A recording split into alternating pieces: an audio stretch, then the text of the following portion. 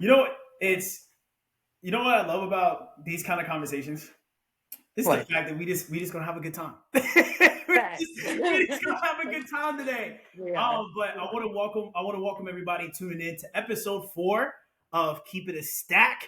We got a very special guest today, just to give you guys a little bit of an expectation of what you're gonna hear today. Keep It a Stack is a podcast where we focus on business, we focus on money, we focus on just entrepreneurship from different various backgrounds. As my mission and my goal is to expose everybody to different various ways of business, but also in the world of today's world, it's about transparency and it's about honesty.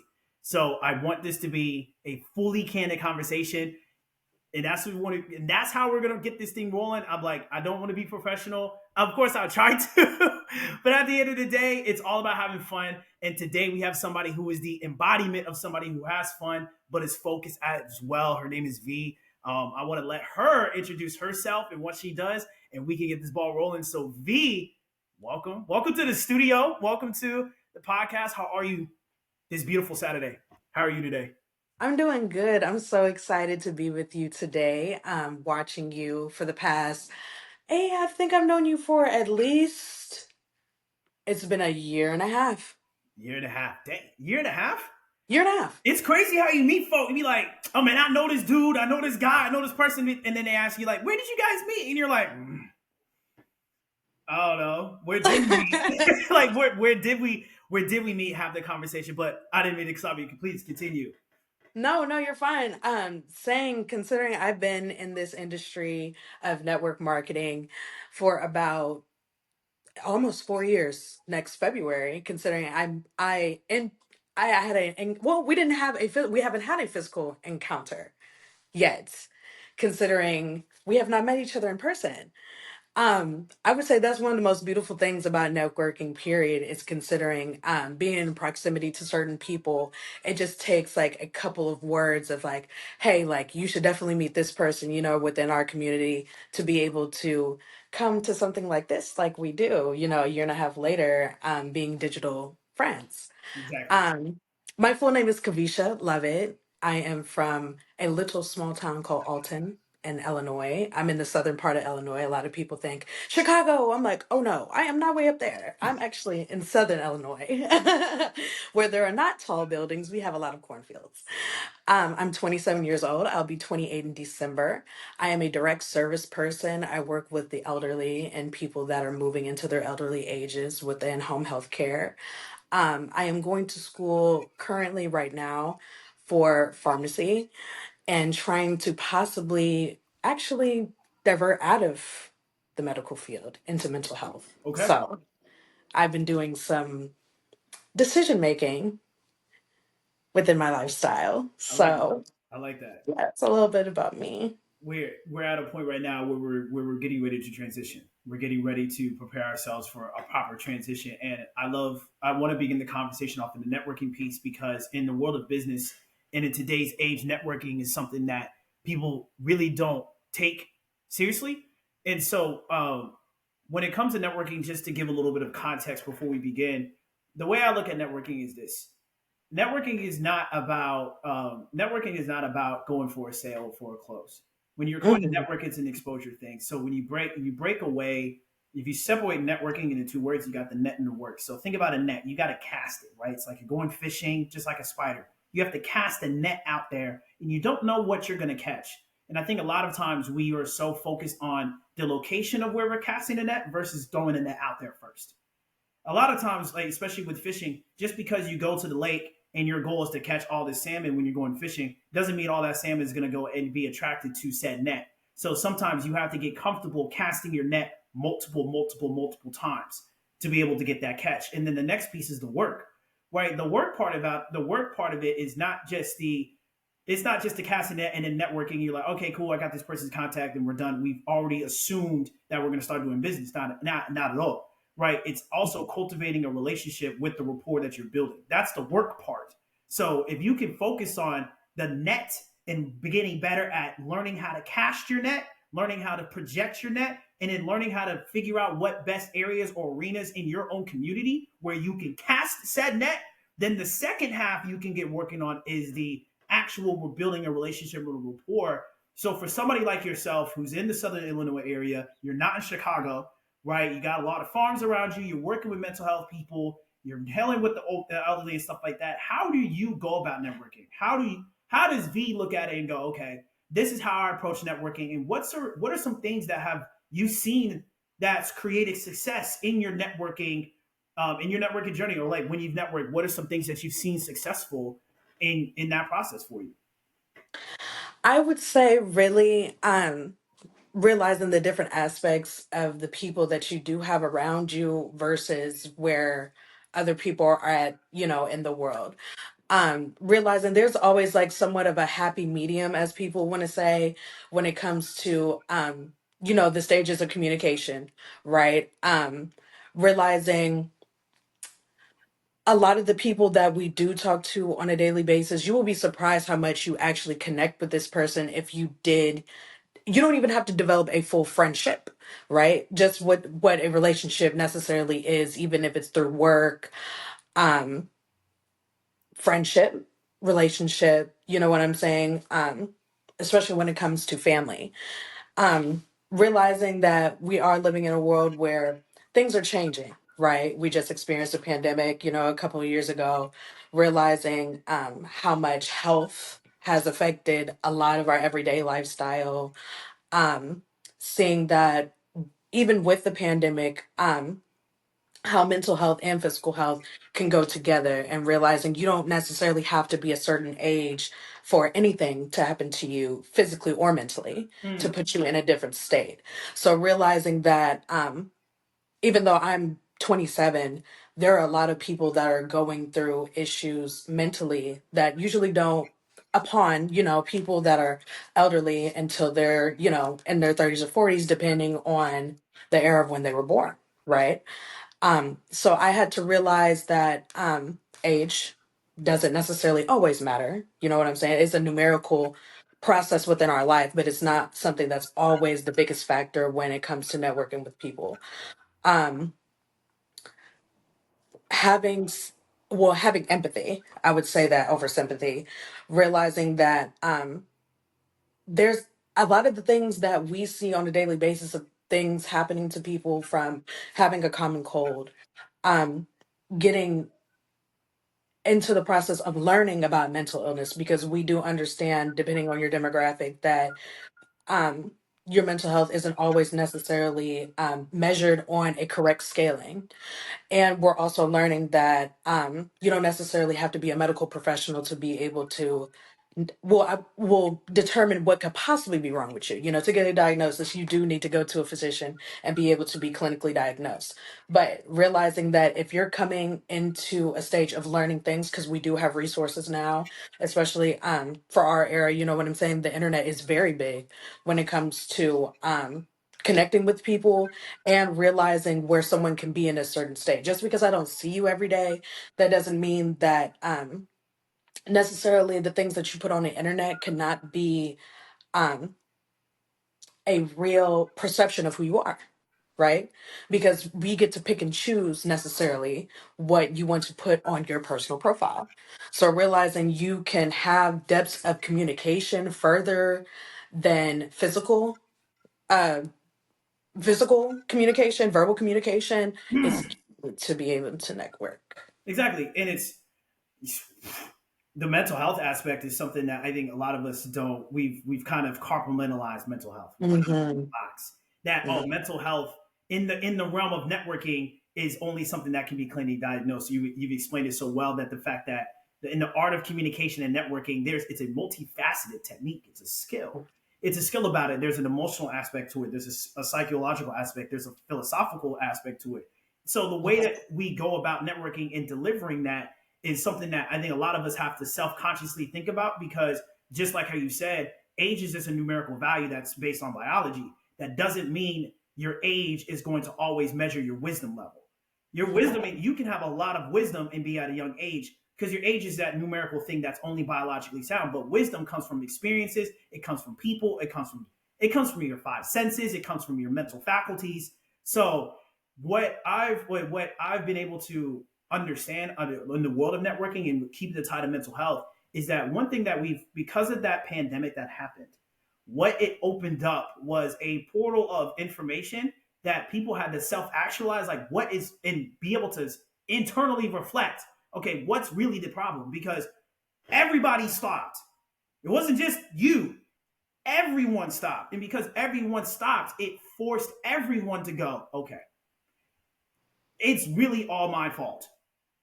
And what it really did was it showed a dependency to the outside world for us to function. We didn't, a lot of people didn't realize you have these rhythms that you just didn't even know. It was just, oh, it's just what I do, or it's just my thing, or this is just, you didn't really have a way to articulate what you did and why you did. But then when the pandemic happened and you weren't able to do what you're able to do, it forced everybody to realize, okay, am I actually doing things that are conducive to my success? But then what also is another problem, people couldn't even identify what that success looked for them in the limelight and have failure to articulate. And I blame school for that. I blame school and I blame parents for that. But I also blame society because we do live in a world where you were forced to articulate your mind with a certain amount of characters. Mhm. You only had a certain amount of characters. When teachers wrote you a paper, they told you, okay, can you go ahead and write down why Colonel West's philosophical things about injustice relates to you in a personal world? But yeah, you can only use 300 words. That doesn't make any sense, because now what society and what a lot has happened is we had to limit the full capacity of our mind to a certain amount of characters. And so now people are struggling to hold long-term conversations because in social media and what they do in their work environments, you're forced to only speak your mind in a certain amount of characters. But yet when you go outside and you're trying to network with people and cultivate relationship, and it's boundless on how long you can have that conversation, people don't know how to handle themselves. They're like, man, I don't know how to continue the conversation. People don't know how to keep the conversation going, how to keep it going and make it make sense. But like, once again, like you just eloquently said, we have to get rid of this box of where we are. And I want to ask you, what did you do to get yourself out of that box? What was that moment? Was there a moment? Was there a realization? Was there questions? Was it trauma? Was it, journaling? What did you do for it? Because you run a business, you're a businesswoman. What was that thing for you? How did you get out of that box? How did you expand your mind to be like, okay, I'm limited right now. I need to expand it. What did you do? I would say I had to realize, considering I have older parents, right? I'm a millennial. My parents are baby boomers. So I already have a generational gap. So you were talking about wisdom, right? And how we were talking about how age and numerical numbers don't necessarily always can add up to your intelligence or your maturity, right? I had to realize that the people around me and the people my age, there was a reason why I always necessarily felt in the middle, right? It was okay to be lukewarm, to be able to, feel your age, be social in your age, but realizing where, especially I live in a small town, there are probably less than 30,000 people in this town. So I see the same people all the time. I'm extremely used to my environment considering that I have not moved away yet. Um, I've seen people who have a lot of potential not be able to reach the depths of their true purpose, or I would say true success, by limiting themselves. So that started a lot after the pandemic, realizing, like you said, I had things stripped from me. I had to realize that my employment safety was not real. Um, Now more than ever, I had to pay attention to my surroundings. Considering, being what was the word? Being in quarantine. Funny to still remember that. Being in quarantine and realizing I'm an only child, correct? I'm so used to what I'm used to. You know what I'm saying? I don't necessarily have a lot of bother. I'm also a single woman with no children. So I had to get out of my own proximity. So it was utilizing the internet once again, realizing I'm not I'm not really near a lot of big, I wouldn't say cities, but well, besides St. Louis, because there is a bridge connecting from Missouri to Southern Illinois that bridges us right over. That's why a lot of people, like where I'm from, they'll claim St. Louis solely, considering that's the biggest city that is, well known, especially right now, to a lot of people in the music industry. Right. So it's just like, oh, okay. Um, Talking to people that were, of course, having the success in the areas of where I wanted to, realizing you don't walk up and down my street and see $100,000 cars. You have to drive at least 20, 35 minutes plus to be able to be in a six-figure plus city, outside of St. Louis alone. Um, there's a lot of potential here, but there isn't a lot of fluid success, I Mm, would say. So I mm, had to realize I had to get out of this box. So the internet really pruned me. You know what I'm saying? We got to see the evolution of Instagram from being more like a collage app just for you to store your stuff versus now it being like a complete networking site where now you are able to make money off of this app, right?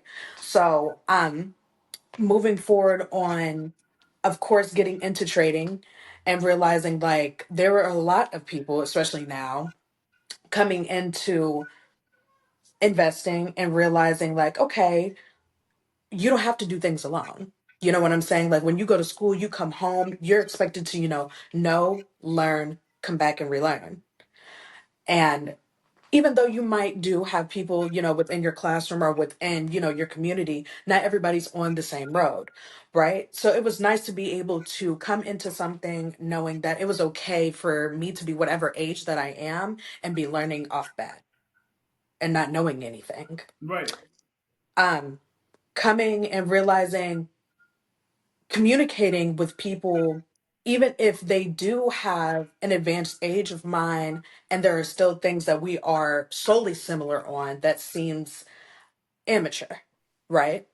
So, along with that, with wisdom, with life, I had to realize I'm just like I said earlier, it's okay to be able to be in a different numerical age, experiencing something new, Right. being in something you have never been in, and still being able to kind of bite off of, other people's plate and realize, okay, this can piece together for me somewhere so small like where I am and still makes sense for me to be able to get out. If Yeah. that answers your question. Uh, Sorry. no need to apologize because I gave you a multi-layered question, so it required a multi-level answer. But because it's a multi-layered world, and I think more people fall victim into one-dimensional thinking that it's like a if that then it is statement. Like you're like if this is this, then that must happen, right? I'm reading this book about critical thinking, and it talked about how if you make if then statements, if this is it, then this happens. When in actuality, that's not really how it goes. A lot of times, we think a little bit too linear, especially with mathematics. Yeah. And one thing about school that a lot of people didn't really grasp the value of it is because school was a community. You got to see people every day and then cultivate relationships. And the one thing that, yeah, okay, fine. The content at which you learned at school may not be conducive to success outside of the classroom. But the skill sets you were learning in school, subliminally and subconsciously, are definitely going to be super helpful. But we don't tap into that. For example, I love the idea of a syllabus. I think that's great. Especially in investing, you need step by step. Great. Syllabus done. Like I created, promise you, kid you not. Like we're talking about even for me within my community, like spending the time to write out curriculums for different investments, writing out full blown. All right, bet. Welcome to trading. Welcome to investing. Here's the syllabus. Or welcome to physics 101. Here is your syllabus. Here's actually when's the exams, when's the quizzes. Here's all the homeworks. And what's so crazy, when I went to class and there was a class with a syllabus, I always got an A because what it did is it gave us a direct path to success. Here's what's happening, here's what you're going to do, and here's the end result. You just got to get through that road. And what a lot of people struggle is that exact thing. They know what to start. They know the starting point. They know, okay, I need to get into a new community. I need to meet more people. I want to get out of my small town. And I know that I want this big life. I want the big house. I want $100,000. I want this end result. But what happens is this middle piece. And the thing is, school was the middle piece for a lot of people because it was given to them. All you got to do is do X, Y, and Z, and you get a degree. It works. That model is beautiful. Let's take school out of the way. All of a sudden, oh my God, I'm depressed. I have anxiety. I'm struggling. I got mental health problems. Oh, I don't want to work out anymore. Oh, I got all these problems. And it's like, you didn't have all these problems when you was in school. You didn't have all these problems when you were given structure. And so what happens is when people are not given structure, then these mental health problems come in. Even with me, when I was dealing with suicide, when I was dealing with my own mental health problems, and I went to 7 therapists and it did not work out for me, I sat back and just restructured my life and got myself out of it. And it's so powerful that we can get ourselves out of our own problems. But once again, we think that our age is going to be directly correlated to wisdom, and it's not. The thing is, we have to be humble enough and back up.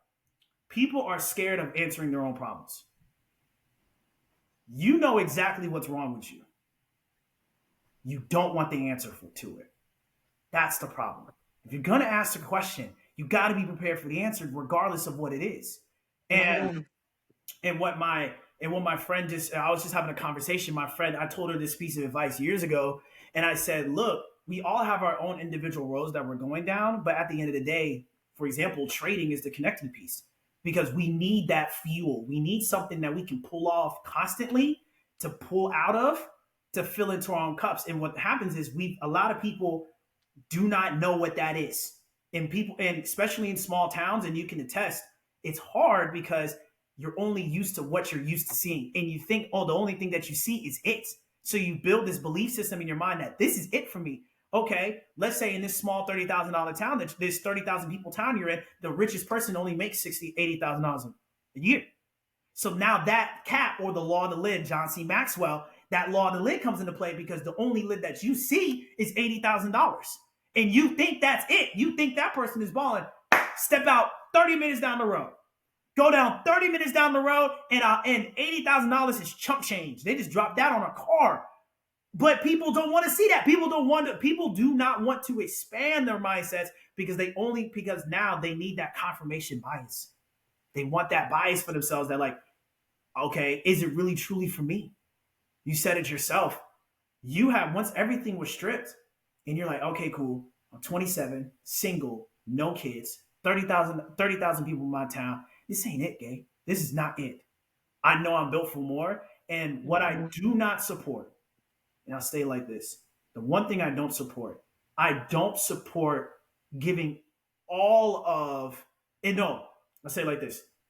I don't support people leveraging religion to take away from the work that they got to do. They believe that, oh, because I believe in God or I believe in Allah, that God is just going to do it all for me. But I love that. Use that as an anchor, but you still got to put your left foot in front of your right foot. That's a great anchor to have. I'm glad you have your Yes. anchor. But at some point, just like in a relationship, relationship, friendship, that ship got to sail. And so if you're anchored, you're not going to move. So at some point, you got to bring that anchor into your ship and you got to go ahead and set sail. And yes, the waters are going to be rough. The waters are going to be tough, but that's why you have a compass. That's why you have maps. That's why you have roadmap. This is that compass is mentorship. That map is material. The internet is your map. You need a compass like a mentor. And then the final destination is your dreams and your wishes and goals, or that vision board that you drew up on the wall, or whatever 300 or 400 saved aesthetically pleasing mindset videos you got on your TikTok or Instagram. Like, you have the material. You have the material, but the one thing that we forget that school taught us is how to put the material and to make that beautiful project that you can submit to your teacher and get that A. Like, what we have to be better at, how do we dissect and use these materials to be able to make that full picture? And it gets hard. It is hard. Yes. You know what I'm saying? Like, Yes. it's just like you have to understand. I want you to add value to this piece where how does one go from, okay, all right, I got this in my hand, I got this, I got this, I got these things. But now I got the ingredients, but I'm struggling to make the meal. What would you advise to people in your small town or who anybody's listening? How do we use the ingredients that we've been blessed by God, whether it's our gifts, whether it's our style, whether it's our personality, or even just skill sets in business with networking, sales, communication, data analytics, be able to extrapolate data for businesses. How do you use your ingredients to make the full thing picture for yourself? How do you go about it? I do a lot of groundwork.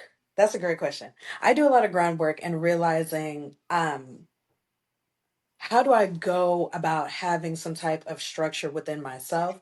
So, of course, the outside things don't, completely mess up my plate, right? So, I had to realize this was about 2018, 2019 that I had to do some work within myself.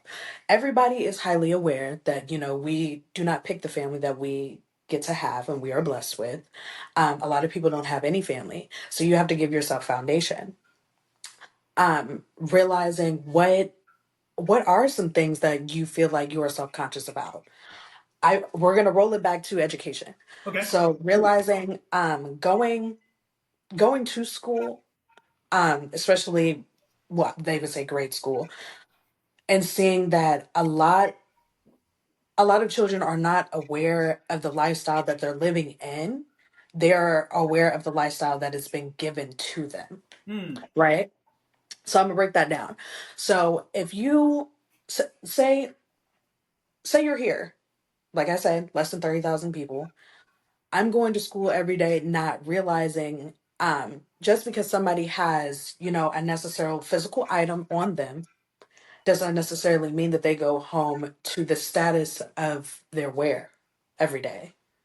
As we're aware, there's a lot of cool kids that actually dress pretty nice, but they spend or their parents, I wouldn't say just necessarily them, or their parents, usually the people providing for them, as a minor until you're old enough to get a job permit. They're more focused on the physical more than the mental. My kid will look so good going to school. You haven't helped your kid with any homework, or your kid is failing. Hmm. As we're seeing now, the educational system, considering I do have a couple of friends that are teachers, we are seeing a very huge decline in the education system, which is a little spooky considering one of our candidates right now and the things that he has to say and wants to do within the education system. Right. Um, Seeing that I was not, or I can ask you this question. Were you aware of adversity as a Black man, I would say before the age of 15? Yeah. Absolutely. Do you feel like if you were, another question. Do you feel like your parents or your immediate family was the sole reason of why you knew, or did you have to feel like you had to learn through experience and Both. word of mouth? No, both. Okay. Yeah, both. Both played a role. Right. Okay. Another question. Do you feel as if you did not get most of your resources from said people or your proximity around you, would you feel like you would be where you are today? Yes and no. And I'll break that down. I'll say no. The reason I say no because you don't know until you know. Mhm. You don't know until you know. And so Right. my parents made it a mission to expose me to go into a battle of the bands, seeing A&T for the first time. And it's actually kind of funny. I didn't want to go to HBCU originally. I wanted to go to Clemson. That was the decision I made because I wanted to go there. But you have the decision: do you want $100,000 in debt versus $40,000 in debt? So then that I got accepted to Clemson and A&T, mind you. I got accepted to both. It wasn't that I did not have the smarts, but it was the self actualization for myself that I wanted to do these big things myself. And what my parents did is they provided me the tools and the environments to allow me to flourish like that. But I also had the respect of my parents. And what happens is a lot of times that a lot of children don't respect their parents because their parents don't know. And then also the parents don't know how to discipline the kid to show the respect. There's not respect in the Mhm. household because it's almost like one voice is more than the other. And Mhm. speaking on the education side, that's why I don't. The thing is, yes, the educational system is bad and whatever history is it like that. But at the end of the day, you also have to do the research yourself. Like you have to, because don't matter. And this is my thing.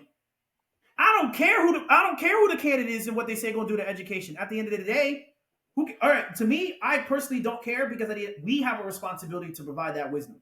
We have to take pride in that. They've been talking about education stuff for a while. Education's bad now. So we think it's going to change later just because one person's going to say what they mean. It was already bad anyway. It's been on decline for the past 30 years. So what is one person going to say? It's been bad for a long time. So at some point we have to take ownership. And that's why I say yes. That's why I say yes, it was their fault. And that's why I say no, it wasn't, because there's going to be a moment. There was a moment for me, especially when in high school, predominantly white high school, black kid, whatever. I got suspended. Okay, so I got suspended for writing for cyberbullying, which is crazy. I got suspended for cyberbullying. The lesson that I learned is my words are very, very palatable to damage people, but they're just as powerful to heal people. It was up to me to make that decision as a young kid. Let's not play dumb that kids are not smart. Let's just not play dumb. We keep thinking Right. that kids are dumb. Kids have the ability to think for themselves, especially in fourth grade. That's when it really kicks off. Their personality gets showing. Their personality comes out. They're trying to think. They are thinking on their own. But what we fail to do in education is to provide environments for kids to freely think on themselves without judgment. And then we try to force them to guide. We try to force them to fall into a narrative that we want to leave. And what happens is parents try to live their life through their kids because their parents fell short somewhere. Oh, because I wasn't the homecoming king, I wasn't the homecoming queen, I wasn't the starting varsity player, but I've always wanted it for myself in my lifetime. Let me make my kid live out my dreams in their lifetime versus trying to cultivate an environment to let their kids live in their own lifetime. That's to answer your question. Yes. Yes and no. Okay, I want to give you a spin of Spit. what. Okay, so I realized, as we have discussed within the education system, it has been horrid for decades now. Realizing, I feel like we're coming in a tier where, okay, now, because you're in your mid 20s, right? You're 25. 26. Okay, okay. So we're only a year apart. Okay, so we're now getting to see the next two generations behind us and see where education lies. I would say morals lie, and where success actually ends. Mm, Right?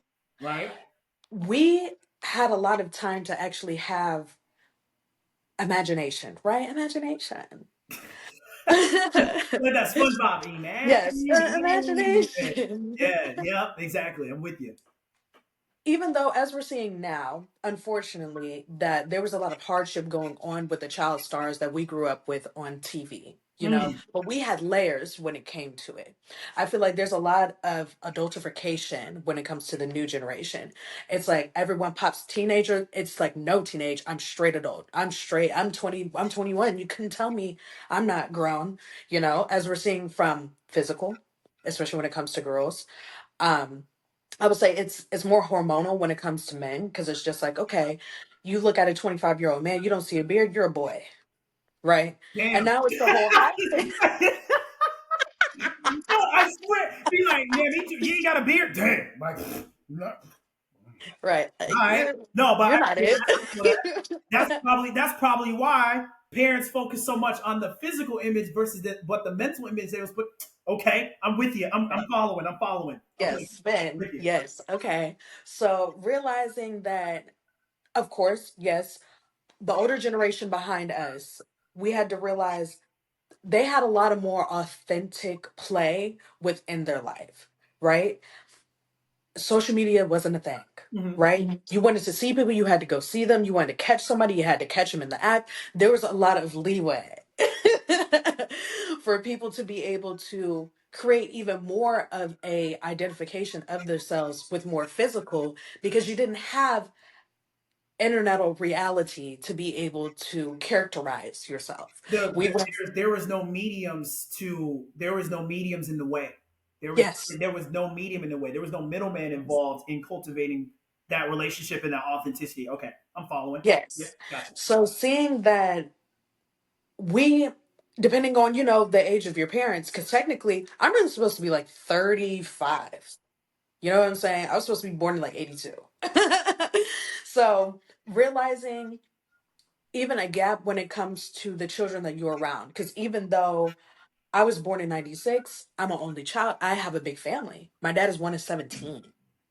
So it's just like, okay, I understood a lot of morals considering I was around my grandparents a lot. Even though, like, I don't come from, well, I'm an only child. So it's not just, my grandpa. This is everybody's grandpa. So seeing that, I had to see, okay, there was imaginations for us because they created it, right? There was more, I could live in my own age versus as we're seeing, with the generations behind us, they're not living in their own age, right? Like I said, when it comes to male and female, how physically, okay, you go on the internet, you can put on some makeup as a 17-year-old and you couldn't sit here and tell me that you're 17, right? From, like I said, it's more hormonal when it comes to a man because it's just like, okay, you haven't hit a growth spurt. The big thing, and a lot of shallow people's world and the next generations behind us is that, oh, you're 6 foot, you can't be my boyfriend. It's gotten so plastic. So I feel like when it comes to mental stability, I feel like every child needs to be evaluated before, well, I say mentally evaluated before middle school. Mm.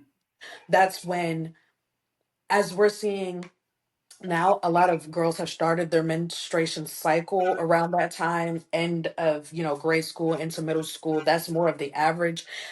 Even though back then, within our parents' time, it was always teenager. You know what I'm saying? Like, okay, like a woman starting her cycle, it's 16, 13, 14. Now, as we're seeing, even with the meat, we can go down that deep. Even from the chemicals in our food, what is allowed in the US, how the hormones have sped up physical attributes of the youth now. And now, as we're seeing, we hear a lot from our elders now, things don't taste the same anymore. The quality of food, as we're seeing a lot here in the US, especially right now, things don't last in my refrigerator, not 5 minutes. So I had to realize like how those aspects kind of layer on top of each other to realize like what things could look like for us in the next 10, 15, right? So we are now realizing that we're in the age in our mid 20s to where we have people behind us that have professional degrees enough to be able to make.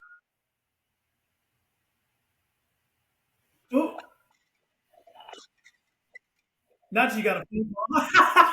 now, now that you got a phone call midway through, I'm crying. No, you're good. No, you're perfect. Okay, okay. I was like, did this go? Hold on, wait, wait. Ah, okay. Are we good? Did this just restart completely? No, you're good. No, we Oh, are we are still locked in.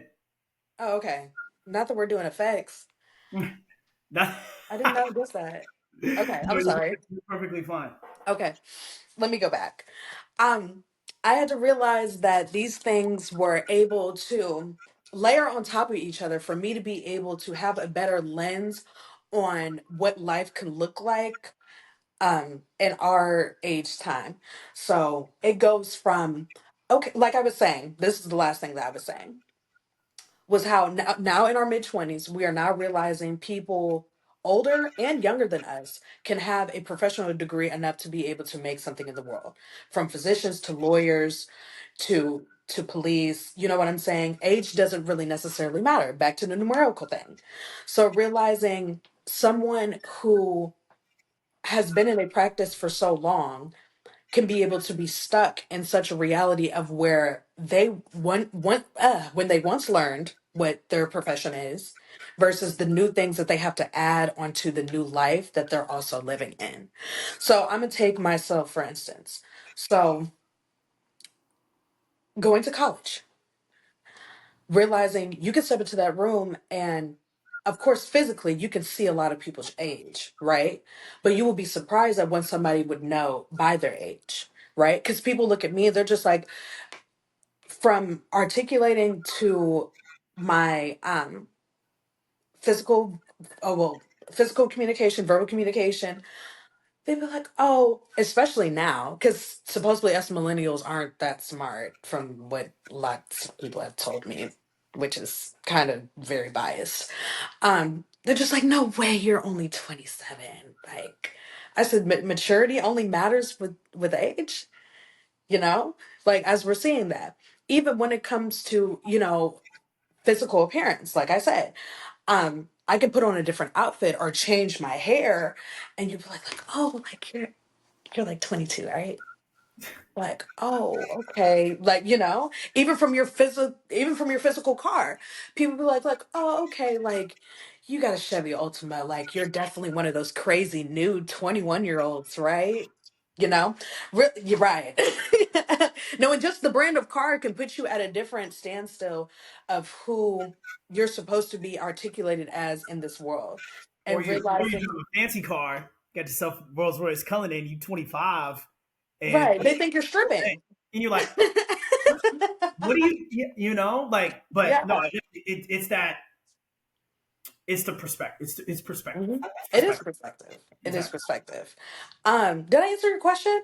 No, you did. You were still going. So it was that you were still going. I cut you off on it's the perspective piece, but Can you you answered. reiterate the question one more time? I'm sorry. No, it's just it's understanding what ingredients you utilize to be able to make that picture happen. And you were speaking on the fact of like when it comes to kids and education and development, that not it's not just the fact of what they're learning in school. You have the mindset of you have the mindset of whatever generation your parents are and what they believe is right. Then you have school saying what you believe is right. Then at the same time, with the fact that hormonal stuff for men, but the physical appearances for women, and then what the food comes into play, and that's changing those hormonal balances in that development, and then with the social media in that medium, kind of contorting the visualization of what is deemed correct at the certain age group. That's Yes. what you were speaking on. Okay, okay. So, okay, I'll take the I'll take the older generation first versus us. Realizing as we're seeing now, there the things that we see as exacerbated was a everyday normal for them. You know what I'm saying? Everyone wants to talk about crack in the 80s. We didn't realize, well, we got to see a lot through. Actually, I'm gonna ask you a personal question as a fellow African American. Mhm. Do you Would you know as much as you know about the crack epidemic if it wasn't for your physical proximity of people versus what you saw on the internet, movies, and things that are coming out now? About the crack epidemic, I mean, just no, just because that's I didn't grow up around it. You know what I mean? So it's So your I, people weren't, not saying that your people were using, like, do your people ever talk about like how, how some of these movies come out, you know what I'm saying? Even fictional play, you know what I'm saying? Of what actually happened in their lifestyle. Like, do your people actually talk about, living around it, how they no, wow. And that's, I'm gonna give you a different perspective from me, is that I did. And considering that it's still a problem within the black community. Can we I can be honest on this podcast? I'm not gonna be explicit, but I'm gonna be honest. it's you can be explicit as you need to. That's, Okay, that's the okay. truth. Um, it's nice to be able to see like what experience is versus what they painted it to be as history. That's what always kind of like boggled me, and that's another factor within these pieces that I need to be able to assemble, right? Is realizing it was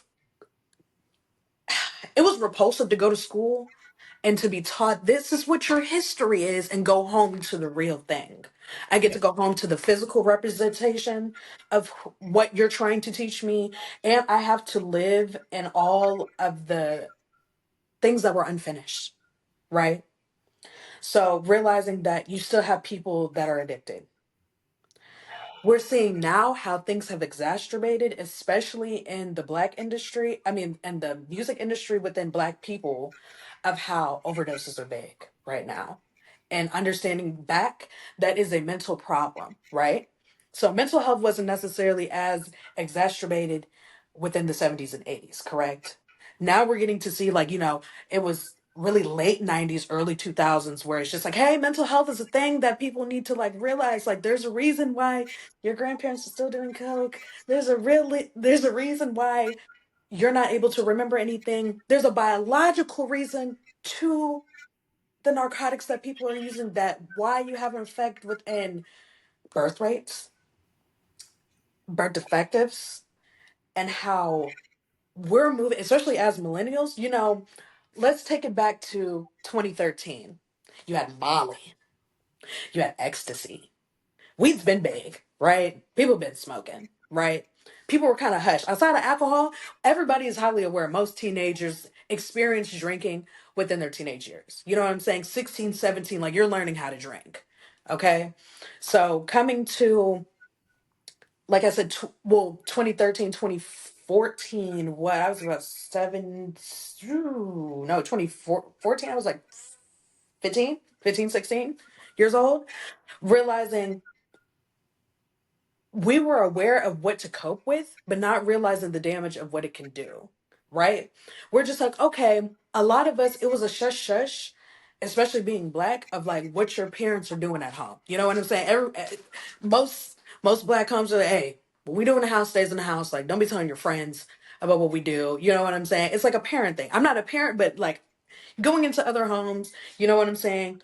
Understanding that everybody's family has something going on, but realizing how bad it came to substance is what I had to realize. Like, okay, my parents' generation of baby boomers had a problem with cocaine, and realizing that there's a lot of neurological problems that come with that, especially if you're abusing. Um, Organ failure, rotting teeth, you know what I'm saying? Physical side effects of things that can happen. But like I said, not realizing how biologically, like now it has stepped into our generation, right? Benzos were a problem. Xanax, you know what I'm saying? Like Zoloft, Prozac, you know what I'm saying? A lot of those, now it's kind of migrated down. It's not as, it still can be abused. You can still die, right? It's just not as exacerbated. So I had to realize, even when it came to realizing about addiction, right? Um, you go into this lifestyle thinking, okay, you're only not okay. Did you have Dare? Dare was a worldwide thing. I ain't gonna lie. The thing with Dare was a thing around our neighborhood, but Mm. just wasn't really a thing with me. Just because I was also just too occupied to even care. Like I always was doing something. Do you know how much of a blessing that is? Yeah, No, like I I know you do. I'm not saying it like repulsive like that, but I'm no just no saying no no. like, Like, no, I especially get for you to be a black, for you to be a young black man. You know what I'm saying? Like, for you, for it to not be prominent in your face. You know what I'm saying? You say you didn't go home to it being talked about or it being done. So correct. it's just like you're able to have foundation, right? Let's take it back to the younger generation, right? To be able to, you go on the internet, weed is legal. You know what I'm saying? Recreationally to a certain degree, not federally. A lot of parents do it, right? Remember, secondhand smoke was a big thing, Yep, right? big time. I was almost deaf in my left ear with how much smoke that I was around. Um, it took, of course, me having to say something, but of course, a child should only be, how do I say this? The parentification of children has been a problem. Boom. That's my problem. That's my answer. The That's your answer. parentification of children has been a problem from substance. Let me simplify myself. I'm rambling. The parentification of children has been the problem. Substance abuse has been a lot of the problem mentally, right? We understand that, of course, physically, the things that we see, the things we're exposed to are big in what our body is able to communicate with us about, right? Some people aren't realize your everyday symptom is actually a bigger problem, right? Like, oh, you're itchy. You're itchy today. Is it just because you're ashy? Or do you have a problem with your skin and you're not realizing it? Oh, I'm like this, it's just an allergic reaction to this lotion or something. Not realizing, this small thing that you have could be it's just a cute little side effect of something that's so big, right? And then we have our We have our imagination. Let's hit imagination in the middle. We had a lot of it. We had what PBS Kids, you had Nick at Night, um, the classics from our back generations. We had Tom and Jerry. What else was cute and old? Um, Cute, old. Cartoon I said Network, cute and old. old school Um, Cartoon Network, Nickelodeon, like old school Nickelodeon. no, before our time. That's why I said Tom and Jerry Oh, was before our like time. yeah, Tom and Jerry, Looney Tunes is who early Disney, Mickey Mouse, like early Disney. Then you had like Right. Betty Boop, like her, um, like cartoons like that. And then you had the older cartoons like Everybody Hates Chris. You had shows like that, Yes. 70s show, Full House. Um, Yes. so yeah, shows. There was there were spaces to put ages of children in, right? Because being at home necessarily wasn't just super boring without Wi-Fi back in the day, remember? We had shows to watch, you know? So realizing not having a foundation at home starts with, of course, the parents, how they grew up, so before them, to them, the children that they've made. And then this is the problem with the education system that I feel like is trash. To be able to have adversity, especially having well, how do I say non-normal adversity? So it's just like, okay, your parent, outside of parent separation, right? Outside of mm, undiagnosed mental health within an adult in the house, right? Because they're usually the one making the decisions, feeding the people, get children, excuse me. Um, realizing if there is no conversation that there is something wrong, I feel like it is quite asked to go to school, expected to learn something that you never knew, go home, you don't get no help, come back to school, and then you're the person scolded, right? Even though you do have to step in, but it's just like, okay, you're not being taught, depending on, where you're at or who you go home, on how to study. Because were you taught how to study? Even from proximity of where you, because when I say like this small town, like there was a lot of kids within my generation of 96, 97. When we got to high school, like the quality of like what we were learning was quite cliche, I would say. You know what I'm saying? There wasn't a lot of emphasis on actual learning. It was just, okay, get through the course, you know, move on, of course, making the district look good as a school district. It wasn't really a lot of emphasis on actually learning and retaining. So it's just like, as a child who grew up with adversity that was not normal, um, it was hard for me to go to school, be lied to about my history, hit it back to that, be lied to about my history, go home to my history, have to go home to the effects of my history that you're saying not necessarily didn't happen, but this isn't the sole reason of why this happened to a certain demographic of people, to actually having to hit the reality and live the reality myself, not knowing what or how to navigate correctly. Right. Because it's just like, okay, as a Black child, you're being told, hey, this might happen to you here or this might happen to you there, not realizing the different types of streams and ways that you could be communicated to as a child, right? Because as what I'm seeing, as what you would probably see if you go on, I would say TikTok, more people are, physically vocal on TikTok about how children are not learning and they're really not passing and the parents don't care. So I feel like it's kind of like a standstill. Because personally, I feel like our generation was a lot more parentified than this new generation to a certain degree. They're pretending to a certain degree. I feel like their parents aren't holding them to such a strict lifestyle that we did, right? Because it's just like, even though I didn't have parents, I was definitely expected to be pretty grown by 14.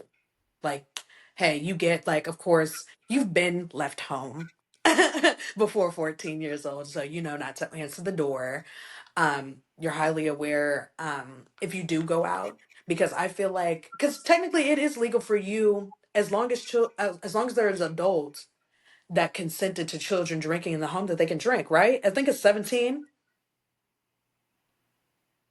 I That, believe so. that I'm not educated on. I wouldn't know. I I wouldn't know I'm gonna that. have to research that, but I'm pretty sure that is true. Um, it was a lot easier for our parents to accept what we were doing versus now it's just like, okay, there's no reason that your child should be going to school best dressed, like I was saying earlier, best dressed physically, but your kid is failing.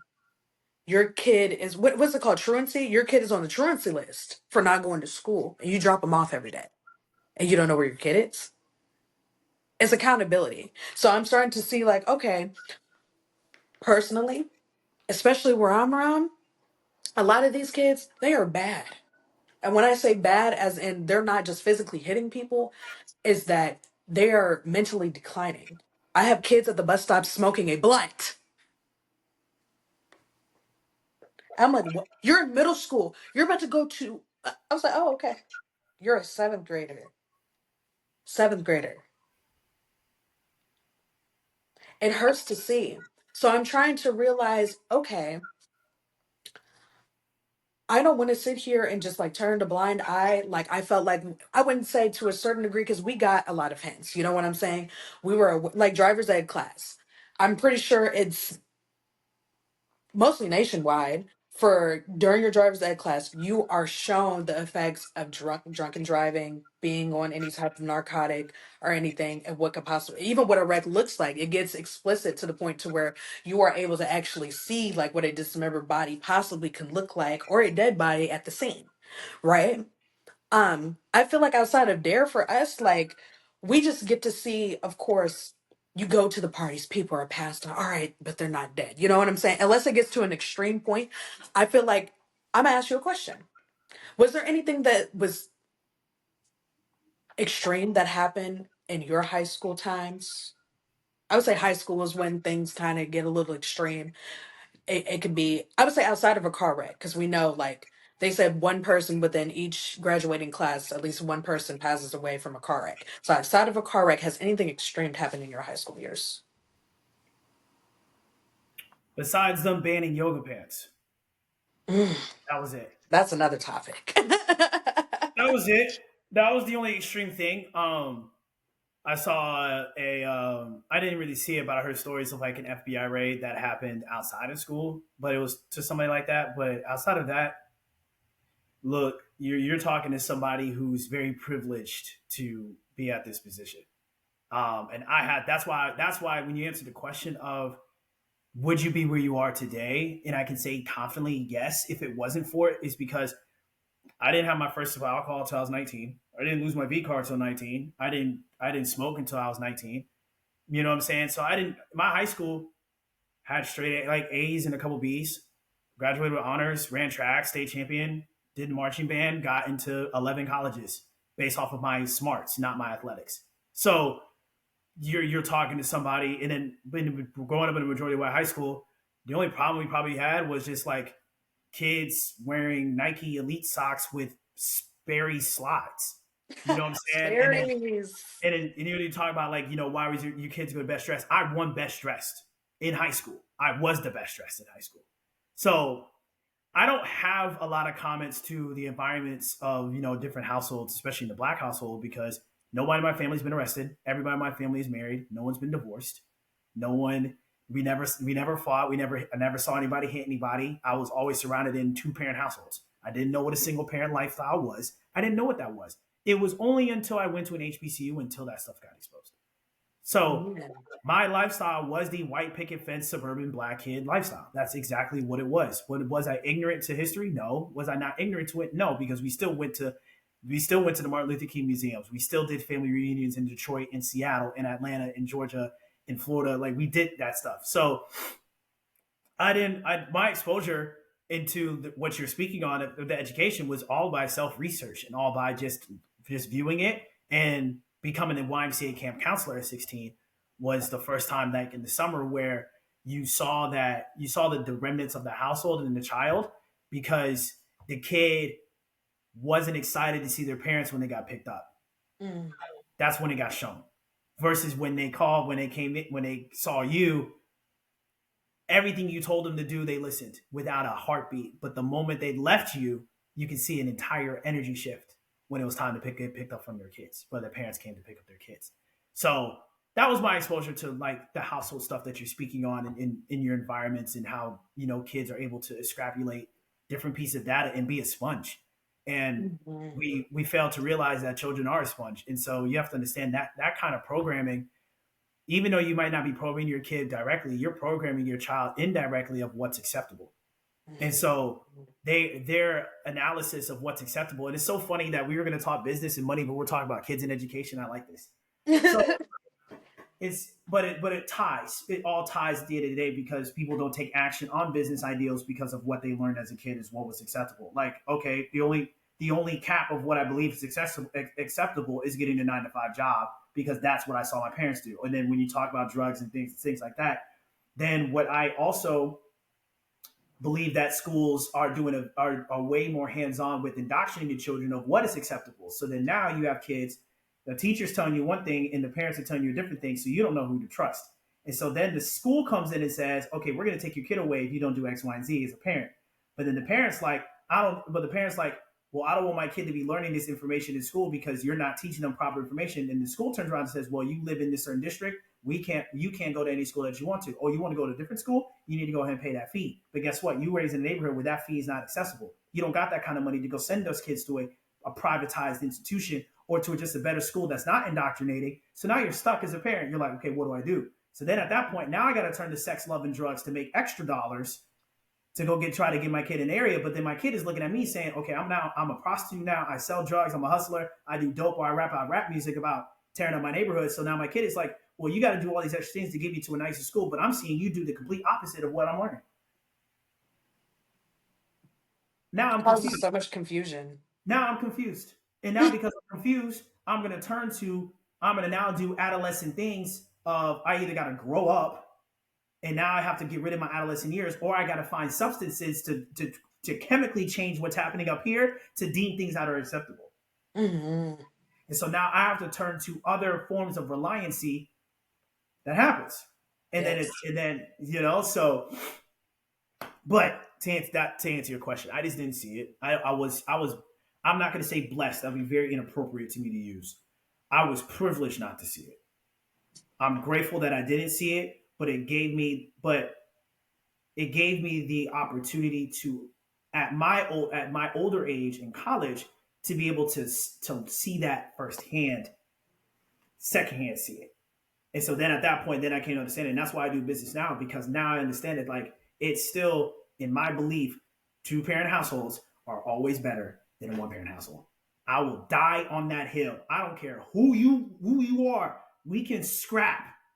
2 parent households will always be better for the child's development than a 1 parent household. But the problem is it's now becoming incentivized to be a single parent, and then it's incentivized both male and female. We can go days on that, but just to sum, yeah, I really didn't see it growing up. I just didn't see And it. it is a privilege, and I'm glad that you're able to express that it is a privilege, because considering being here, I'd say in Alton alone, you don't see you don't see a lot of people probably reaching over 70,000 in a Mm. two-parent household. Very seldomly, like within my town alone. Not very.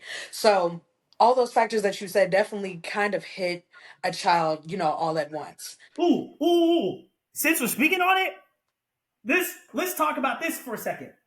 Let's dive this. Wasn't it? It was not even less than 100 years ago.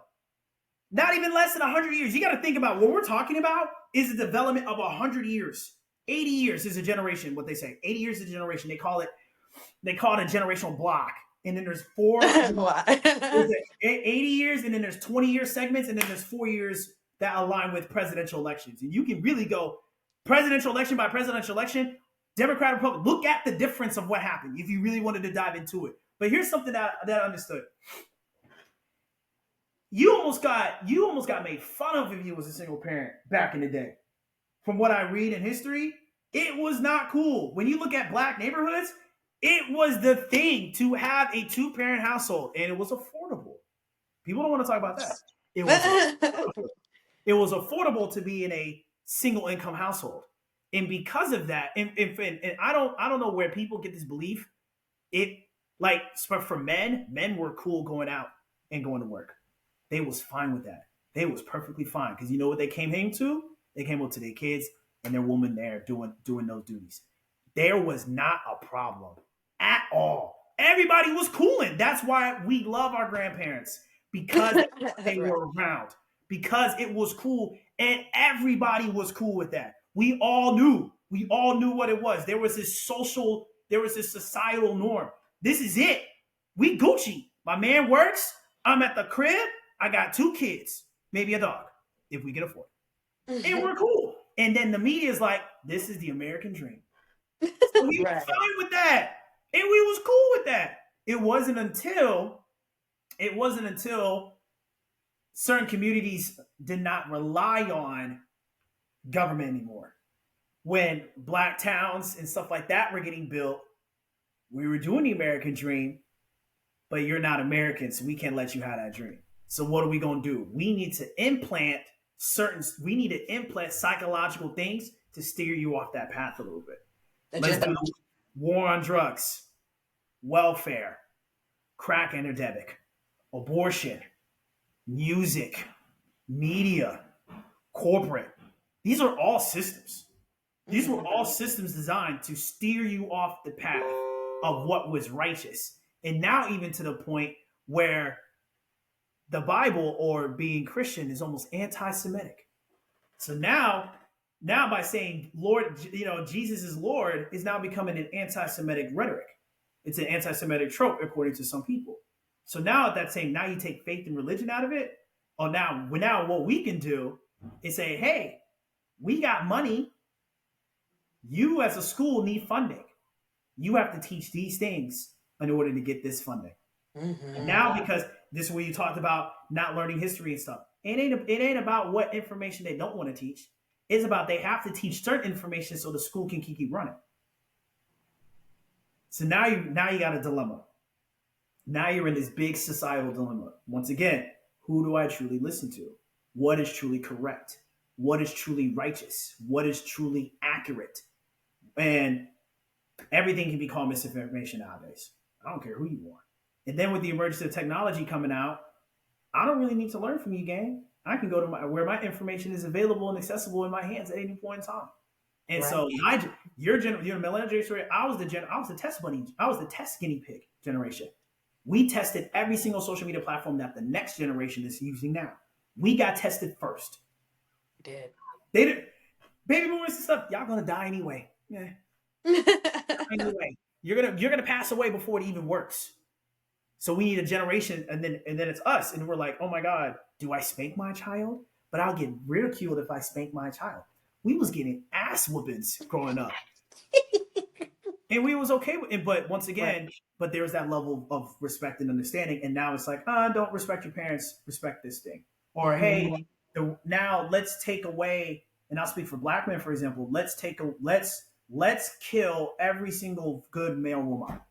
Let's completely butt break them, just like in slavery. Let's completely expose them. Let's smear their name. Righteous people. I'll give one example, and I know we're rambling here because me and you are both ramblers. But just I use Chris Brown as an example.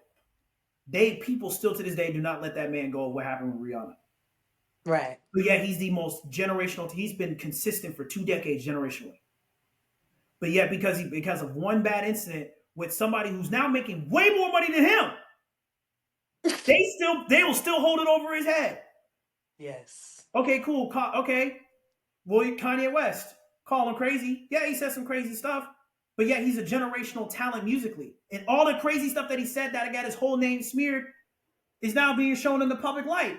Mm-hmm. It's right here happening in front of us, but yet at the time, because he had influence and because he was a voice, we need to smear that. We need to smear that voice. So now we can't even guide our kids to see what a good role model is because every single person that was an emulation of a role model has either been smeared, Will Smith, well, like Will Smith being smeared, Chris Brown being smeared, Kanye West being spilled, MLK being killed, Malcolm X being killed, um, Gaddafi in Libya being killed, Africa leaders being killed for trying not to do the same thing. We all see the attacks happening, but yet it's our own neighborhood's fault. We gonna blame the hood?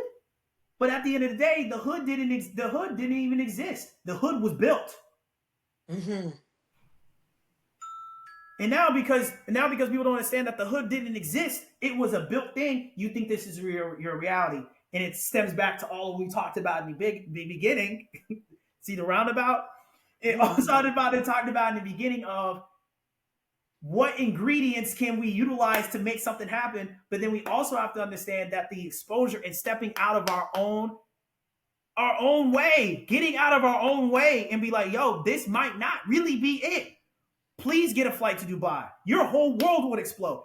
Shoot, like you said, go 30 minutes down the road. Your reality of what your lit is can be completely wiped away if you spent your $10.68 per gallon to go down to 30 minutes down the road and go sit in not just any Starbucks, go sit in that $100,000 neighborhood Starbucks. It smells different.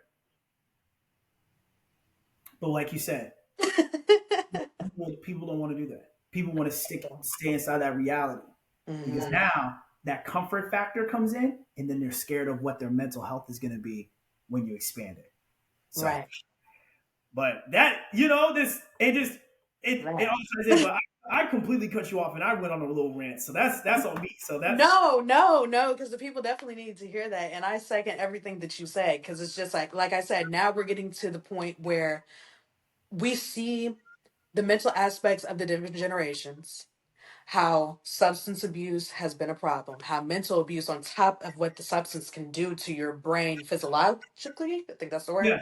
Phys- Um, Physiologically or psychologically, yeah, physiological or psychological.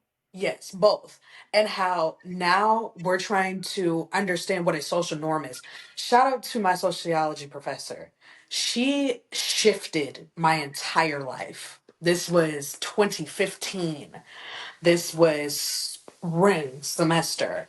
And when I say she put every single thing that we learned into instant reality, she's just like, okay, if you she gave the guys, for instance, she's just like, we as women, we only hear about how the urinal thing works, right? You're not supposed to stand right directly next to a man, right?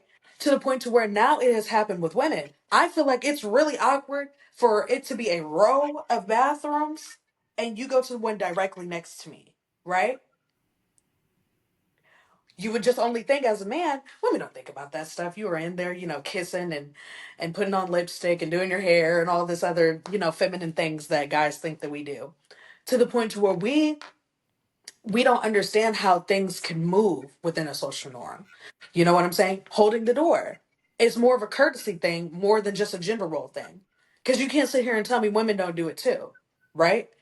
I do it for anyone. You know what I'm saying? Especially now it's cold. You know what I'm saying? Like, Bro, we trying to get, bro, just get inside. Dang, like, bro, come on, bro.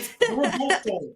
We're right, both cold. especially somebody older, because it's just like I do have empathy. You know what I'm saying? Considering I did have older parents, so it's just like I wouldn't want somebody to just slam the door on my mom, or my pops. You know what I'm saying? Realizing how social norms on top of mental, physiological, can't say it, um, opioid abuse, benzo abuse, and how like that kind of slaps into like where we're at right now, right? Because realizing I do get a little scared when you do necessarily go somewhere, and I'm now feeling the faith of I'm just like, dang, like, okay, you're probably like 3 years younger than me, but of course you have a lot of educational status. You know what I'm saying? Man, So that it's just educational like, status don't hold no weight in the ability to that educational status really holds no weight into the frame. I say it's like you can have all the accolades in the world and still not know yourself. It don't matter how smart you are. You don't know you. But yet you believe that this is your image because you have these accolades. Bro, you're lazy. You're fat, lazy, and stupid, but yet you have a PhD in neuroscience. You don't take care of yourself. You abuse drugs. But yet, because you have a PhD in neuroscience, because I got to listen to you now. I can trust you with brain knowledge, but look at your body, gang. I can look at you. You don't take care of yourself. mhm. You know what I mean? Like, yeah, I got bags under my eyes, but guess what? I'm still fired up because I'm doing things accurately. This spot, the bags, is because I'm putting in work. But at the end, like you said, who man, but we it's almost like, and it's almost like you said earlier, that whole age and wisdom thing comes in. It's like, Hmm. okay, you might be older than me and you might carry a level of wisdom from an educational standpoint, but you got specialized education in a degree field that can get you paid. You didn't get educated on life. You got educated in a degree field so you can get paid. Your education on life has nothing to do with how much you went to school for. Your education of life is the ability to break down and assess and analyze your current environment and be able to know the who, why, what, where, and how of what is happening around you in your self-awareness. That takes time, and that takes the ability to ask the right question and really truly seek an answer. Because like you've eloquently stated, if you're scared to ask a question and you don't want to get the answer for it, there's absolutely no reason why you can be at a level like V is and be surrounded by $30,000, like only 30,000 people in your whole neighborhood. But yeah, I'm thinking of millions of dollars. You can't do that if you rely yourself too much on that. And Hmm. It that let me go back to where it caps children. So it caps children at, like I say, 15, 16. When you're learning how to drive, you're pushing yourself into young adulthood, right, right? So realizing that what you think of foundation is just an epiphany of what you've probably seen or what you believe. It's literally either or. So I had to realize the things that I'm seeing shouldn't be the things that I'm believing all the time. I'm just like, okay, I grew up also with a two-parent household, two married people who my father came from two married people, but my mother did not, right? So realizing even though th- my mother didn't come from it, my dad did come from it, they came together and realized that, okay, we're gonna keep what we think as tradition alive. My parents weren't traditionally married, right? So technically in the state of Illinois, if you're with somebody past 7 years, you were legally married. They right. were together over 32 plus years. Um, realizing that I had to realize how important that was for me racially, right? Realizing I go outside, I don't see that. You do not see that. As you're saying, like you came from unity within, your generations, you know what I'm saying. You didn't see a lot of separation or separation issues. For me, even these kids, like I told you, you can literally hear them, um coming from not what my generation is used to seeing. My parents are already older. I'm the same age as everybody. My wisdom's on a different level because it's like I'm basically being raised by my grandparents. Mm, Going to school and being lied to, because I was lied. Like going home to even an extra generation, because I did get to see my father's parents. I didn't really get to have a lot of personal conversations with my dad's father. I got to live a lot of my life with him. I didn't get to lot. I was a kid. I didn't get to have a lot of personal conversations, but I get to talk to people that have. So realizing this man was in World War II. He got to see a lot from his parents being slaves themselves to him having to move. They were in Arkansas. To him being partially owned from his kids, a lot of my older all aunties and uncles. I told you I have 17 total. Realizing how you can't, from even physically having the people here to actually having to hear what actually happened, to going to school and being told what they want to fabricate as what happened, to seeing, of course, when it comes to the bigger leaders like Malcolm X and Martin Luther King, the things that they want to put in the books as what this is what the evolution of what your history is supposed to actually going home or going to, a family reunion, going just to go to my auntie's house and being told, like, no, here are the scars from what this happened. Here are actual photos of what it looked like for us to, go to the bathroom, this, that, and the third. What, only has been put in the movies to what actually happened, to what actually happened in this era, to how exacerbated it was for things to be normalized. Like I said, cocaine was like weed to us now as millennials. You know what I'm saying? But for to us it's still a shocker. You know what I'm saying? As what I've known even from learning about opioids, about how things were well, there wasn't a lot of judgment, right? Because it's just like no one actually knew there was judgment, but the judgment wasn't strict within your home. You know what I'm Right. saying? Your mama didn't did it. Your daddy's doing it. You know what I'm saying? You're to us, especially as millennials, it wasn't like open book. You know what I'm saying? Like, hey, like we're about to, go in the other room. You know what I'm saying? It was easy for them to be able to do it versus now, as we're seeing, pills are a big thing. You got Future, you got everybody talking about Drake. Everyone talks about, their substance abuse to the point to where that's the only way people see a psychological difference within themselves. Like I had to tell the younger generation, hey, let's take smoking weed as a fact.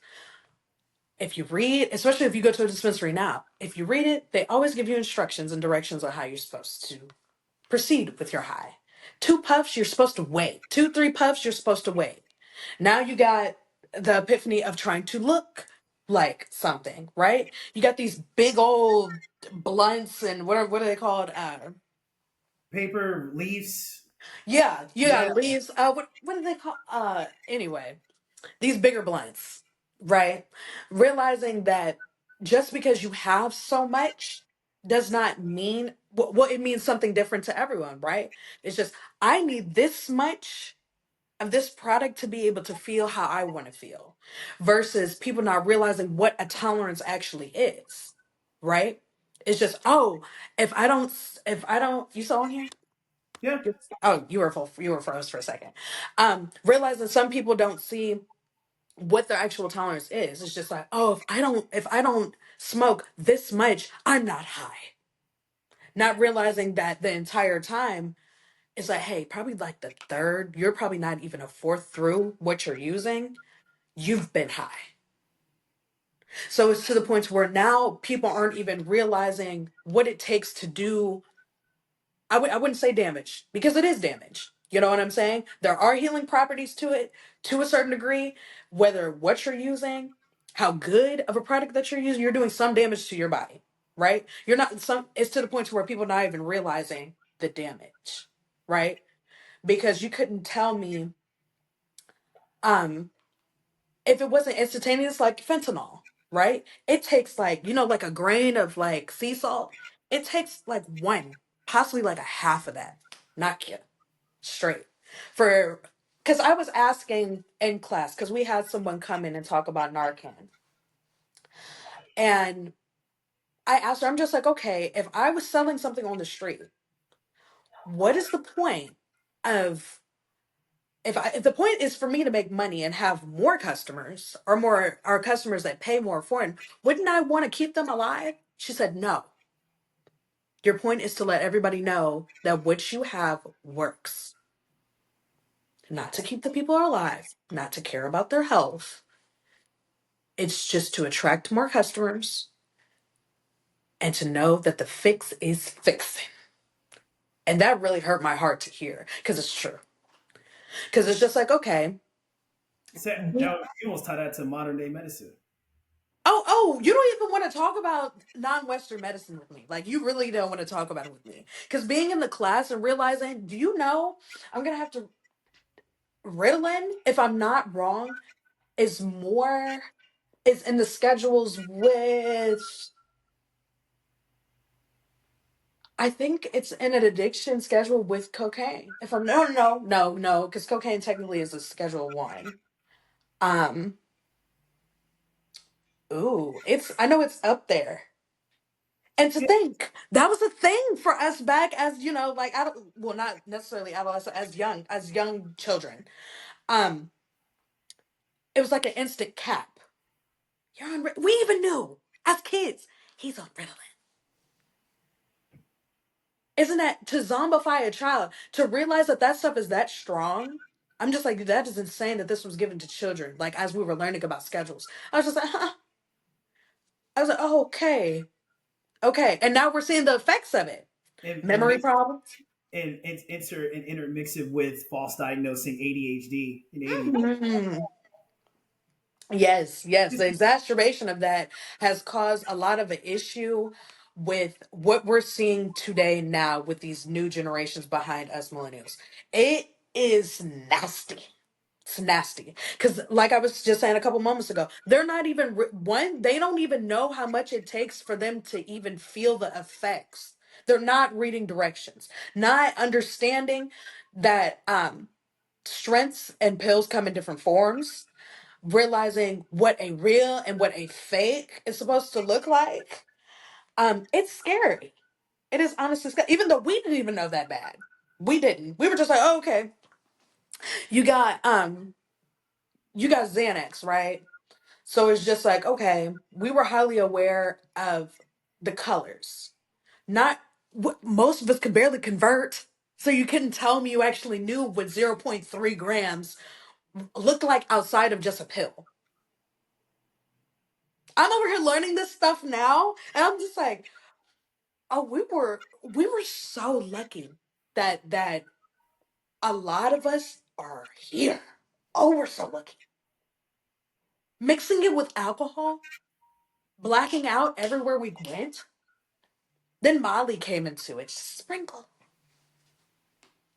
What is it called? MDSM? yeah, I believe so. Yeah. Didn't realize that they're just like, oh, you just take it when you want to be horny.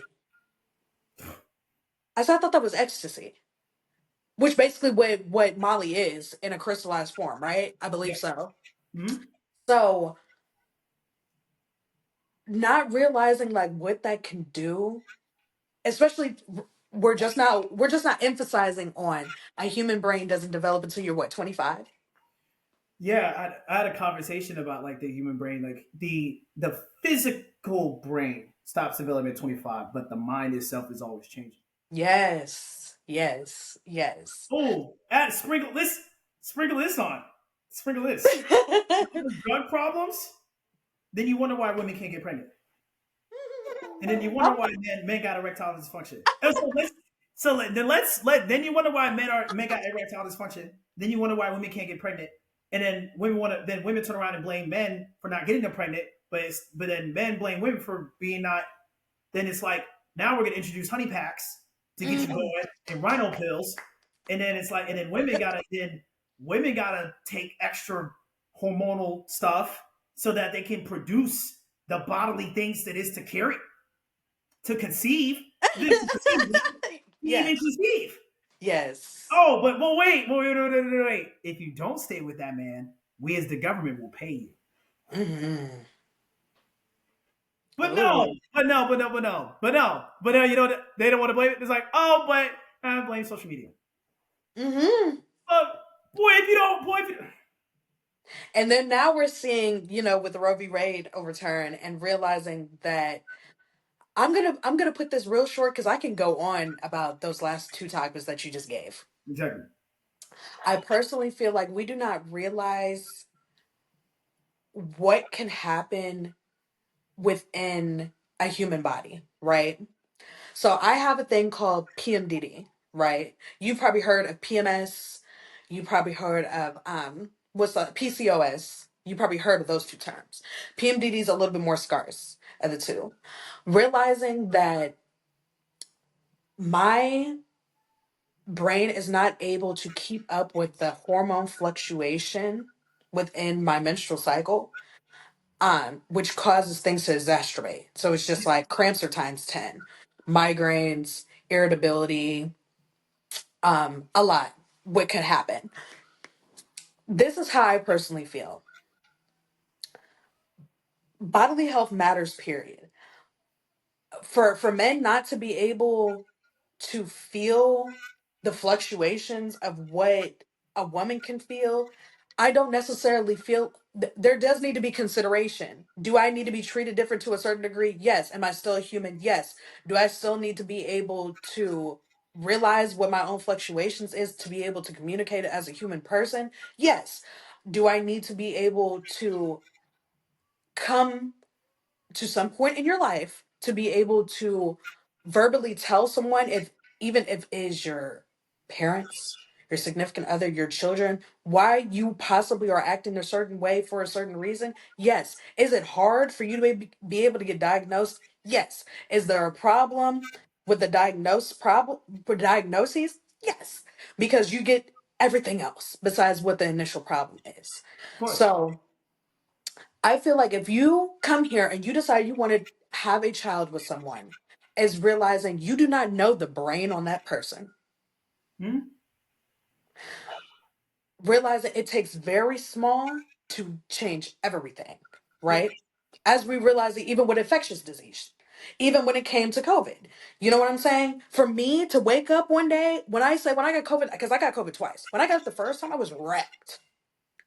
I'm talking, I could barely get up. Literally everything they said, barely getting up, not being able to taste nothing, can't smell jack. I felt like a vegetile. You could have put me on the table and you could have pulled the plug. I was through. It, I'm blessed because I survived through both. I lost hair. I lost my senses were very off for a while. Like there was points in time I couldn't smell nothing. And it took a minute. It took probably like after the second time, probably a couple months after for my senses to actually be transparent every time. Like, okay, I smell this. I don't smell nothing, bro. They're just like, you don't smell this candle? I cannot smell it. So realizing like, it's what, of course it can come either way, Right. considering now we're moving into the life of realizing, like I said, even when it comes to non-Western medicine, how things play into how adversity and trauma affects the body and the brain of both people, but realizing I'm 27. I did not realize how much could happen to me just from a simple just tilt of something being off until now. Things aren't really like we learn a lot about our reproductive lifestyle and health. You don't learn shit else. Nothing. We learned about STDs and STIs. That's about it. That's about it. That's about it. You get smidgen into bipolar disorder. We learned about Alzheimer's. We learned about schizophrenia. That's it. That's a cute little blanket that they want to give you. They don't tell you nothing about learning about your adrenals, learning about cleaning your kidneys correctly. Do you know about Dr. Yaki Awaken? You know that man is from this very small town. Yep. And funny enough, my cousin dated his cousin, and she had posted him on Snapchat. I'm just like, I know that who I think. She's like, yes, this is my cousin. I was just like, wow. That man gave me a lot of hope when it came to realizing what you don't know about your body, being educated properly. I feel like that's what kind of diverted me from like kind of getting out of pharmacy is realizing like how trash non-Western medicine is. We understand that there's a lot of beautiful discoveries and there are reasons why we do need these medications, right? But realizing we do have a lot of healing properties from the things that come from the earth. So moving into now, I feel like health is now more the aesthetic side. Have you felt that after COVID? Everyone's like, hey, like, let's get up. Like, remember, I did the orange thing, the burning the orange on, your stove top to get your taste back, and it worked. Yes, it worked. It worked. It took a minute, but I promise you for a second, I'm trying salt, hot sauce. I'm just like, I can't taste nothing. It was hard for me to believe at first. Of course, until it happens to you, you don't, well, there was an epiphany of people thinking COVID wasn't real.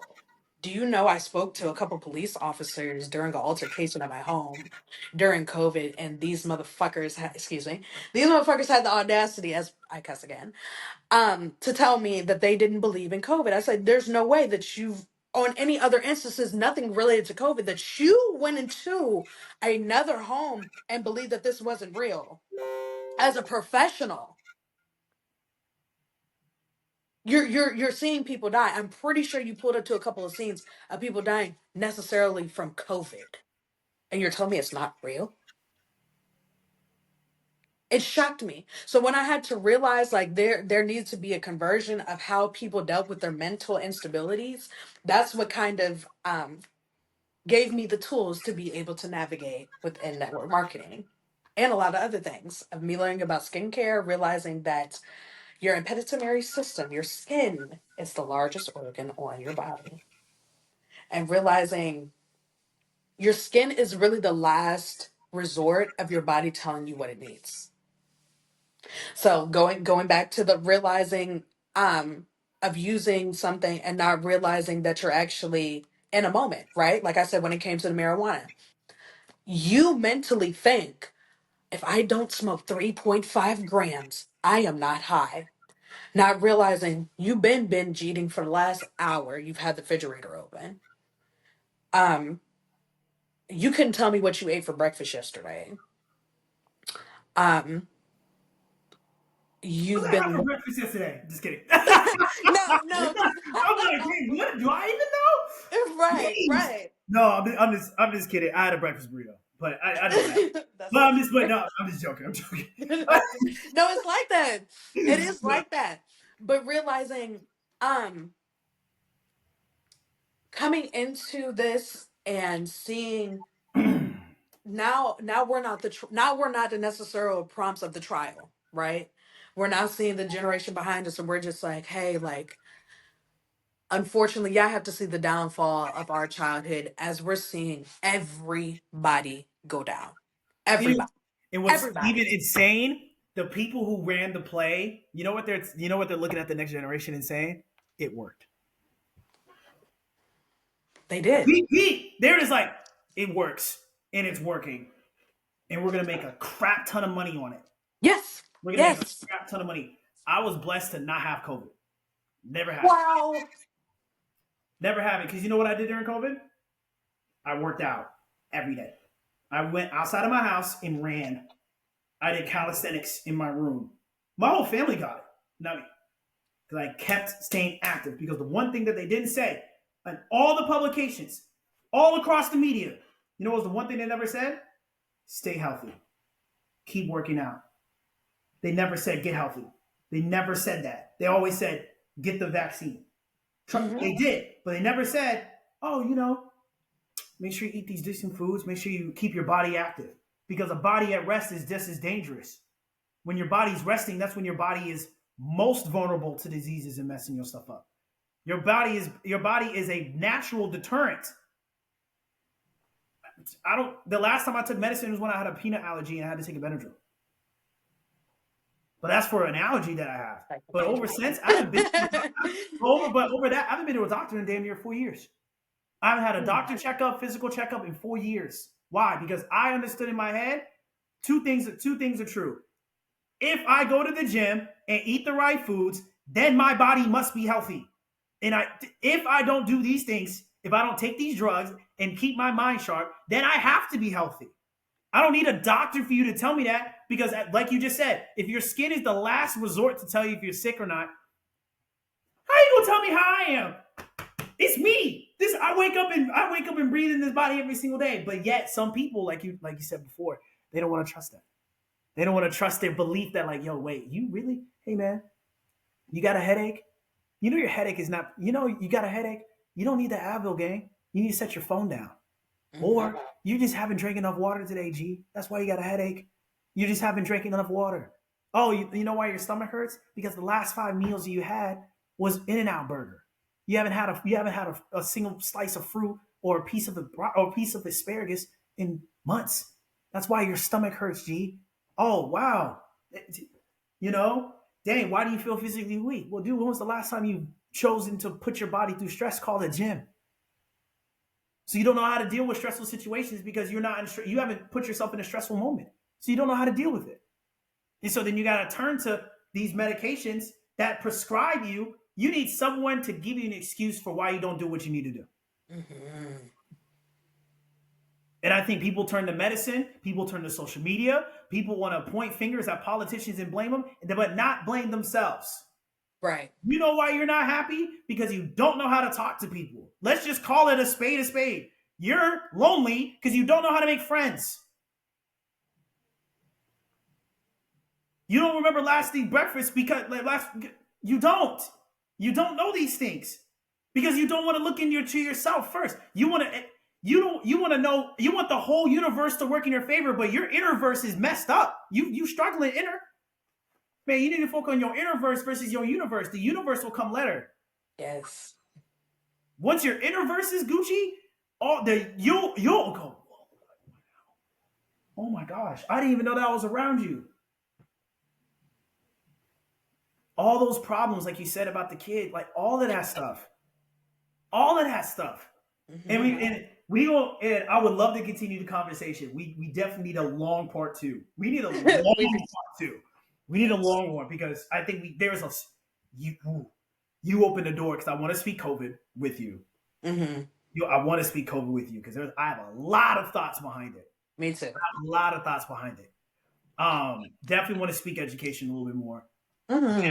Speak about speak business and how that ties into money.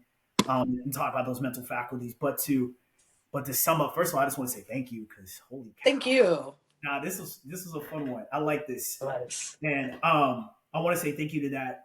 But I wanted to kind of allow for you to give some closing stuff. And I hate that I had to cut you off this way Oh no, no. because we gonna run this back. This is gonna be an easy run back. Would there if there was something based off of your background with we spoke on education, we spoke on history, we spoke on medicine, we spoke on networking, we spoke on expanding your mindset. We spoke about recognizing oneself in one's predicament.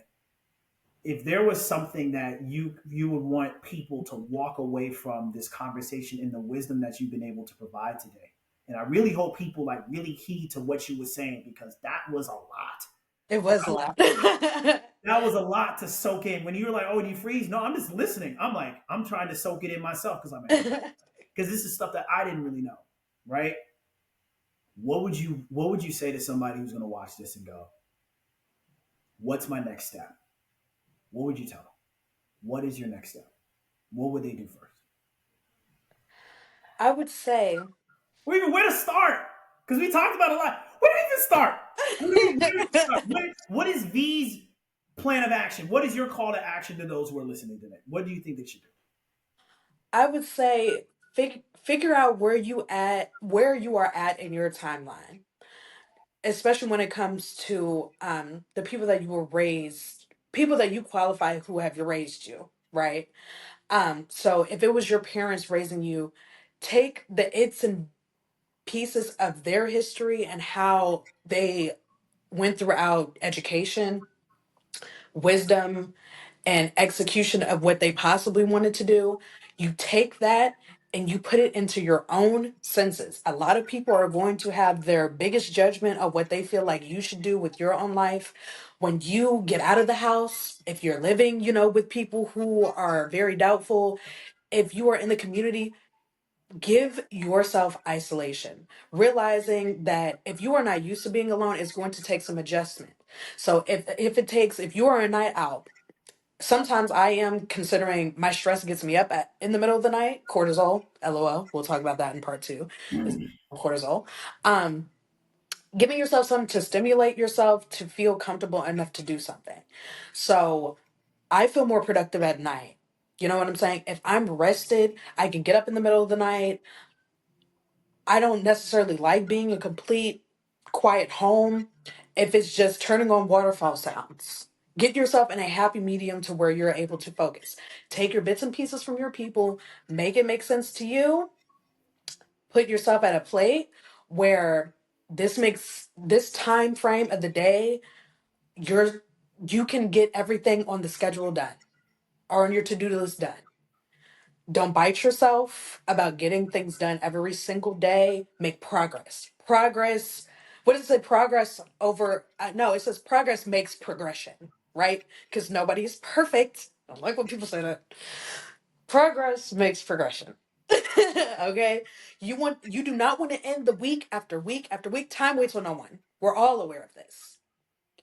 Don't bite yourself so hard, but give yourself some nibbles sometimes. Like, hey, it's Thursday.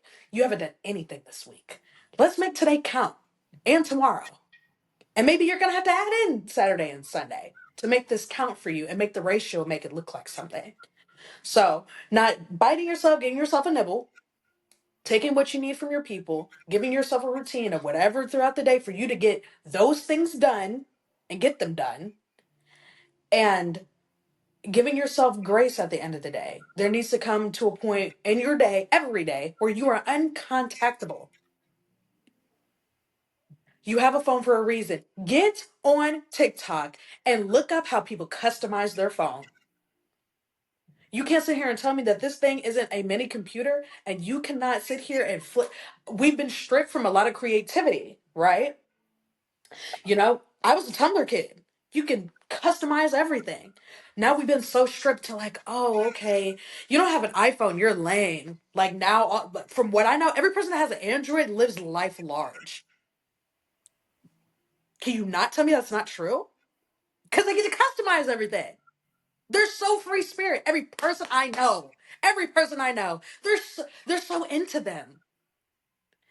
Their case. Most people that got an iPhone, their case is basic. Get creative with yourself. So when it comes to that time that you give to yourself that you are uncontactable, get creative. Get the imagination going. I don't care if you have to flash back to the old TV show that you used to watch and that used to soothe you when you were young and a particular time. Get into you. And that's what I would give them. No crumbs left. No crumbs left in this conversation. Thank you, Yes. V. Once again, Thank we definitely you. going on part two. If you guys enjoyed this episode of Keeping It Stacked, the podcast, make sure you like, subscribe, make sure you follow V's information. I'll have everything down below in the Yes. description. Thank you, V, once again for this conversation, and we Thank will see y'all you. next time.